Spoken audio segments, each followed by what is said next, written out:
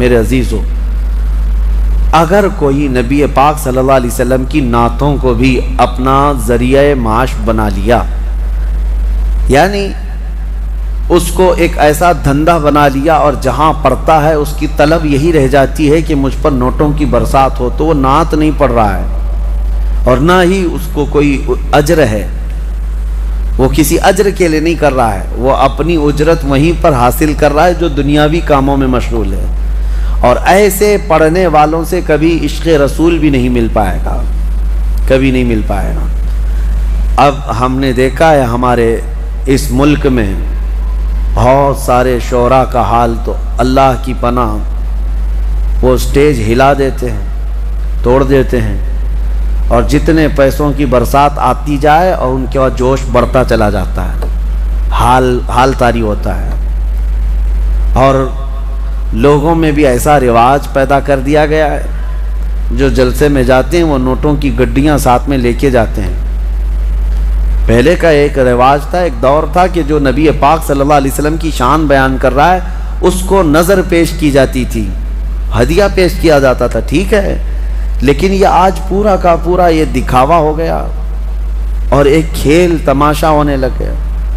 और एक हैरत की बात मैं बताऊं आपको, हैरत की बात, मैं बैठा भी हूँ एक महफिल में, हुजूर पाक सल्लल्लाहु अलैहि वसल्लम की नात पढ़ता रहा शायर काफ़ी देर तक, माहौल ठंडा रहा, नोट आ नहीं रहे थे, हम भी बैठे हुए थे। एक पीर साहब भी थे उस मजमे में, शायर ने जो है डाइवर्ट कर लिया अपने रुख को और वहाँ से पीर साहब की शान में अब अशार पढ़ने लगा। ओ जोश, माहौल गर्म हो गया, लोगों के नोट निकलने लग गए और उस पर बरसाने लग गए।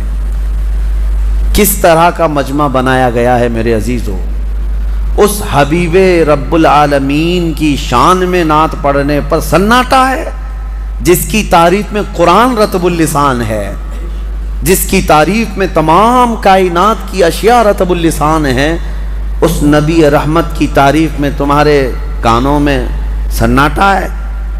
और एक पीर के मुतालिक जैसी ही कह दिया गया, जोश आ गया। ये शख्सियत परस्ती का जो रिवाज शुरू हुआ, इससे बचा जाए, इससे बचा जाए। मैं इसके सख्त मुखालिफ हूँ। बात हो तो रसूल रहमत की बात हो, मुस्तफ़ा करीम सल्लल्लाहु अलैहि वसल्लम की बात हो।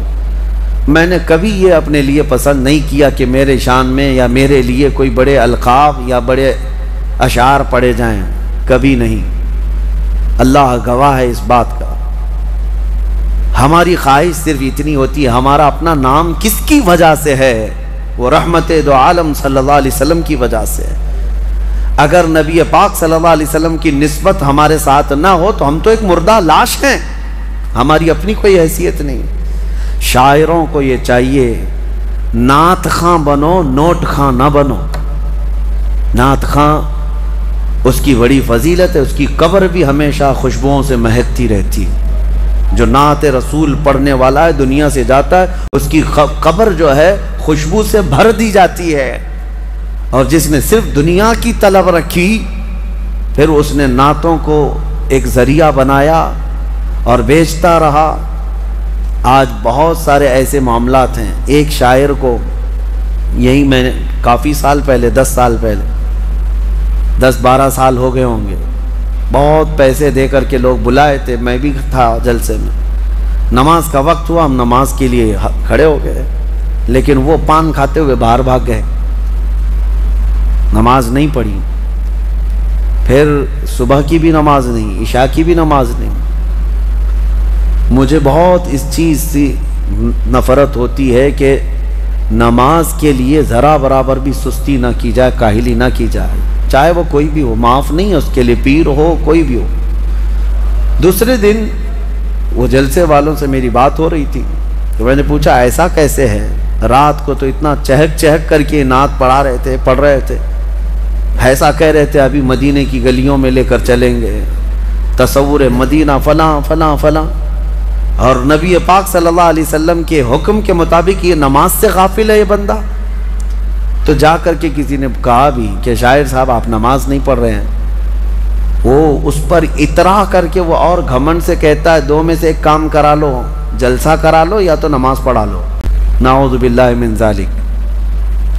ये एक बात फैली हुई है, मशहूर भी है। अल्लाह ताला ऐसे ऐसे नाहंजारों से हमारी हिफाजत फरमाए। अपनी महफिलों को पाकीज़ा रखो। नाते पाक यकीनन सुनना चाहिए, इश्क़ रसूल बढ़ता है, लेकिन कोशिश ये करो कि वो नात खां जिसके पढ़ने से नबी पाक सल्लल्लाहु अलैहि वसल्लम का हुस्न याद आ जाए, हुजूर पाक की महफिलें याद आने लगे और तुम्हारे दिल में इश्क बढ़ता चला जाए। और मैं उन नात खानों से कहता हूँ, तुम इसकी तलब छोड़ दो, छोड़ दो। माल की तरफ मत देखो, गुंबद खजरा की तरफ देखो। इतना मिलेगा कि तुम्हारी झोली तंग हो जाएगी, झोली तंग हो जाएगी। बड़े बड़े और भी नात खां हैं जिनसे हमारी मुलाकात है, अल्हम्दुलिल्लाह उन्होंने कभी मुतालबा नहीं किया, लेकिन अल्लाह के हबीब की बात करते हैं तो इतना उन्हें नवाजा गया है कि वो अब खुद दूसरों को नवाजते हैं। ये भी मेरे सामने मौजूद है। मैं इनसे कहता हूँ कि तुम तलब मत रखो, मेरे आका जो देते हैं उनके दरबार से जो मिलता है वो बहुत होता है, बहुत होता है। अल्लाह करीम हमें बेनियाज रखे।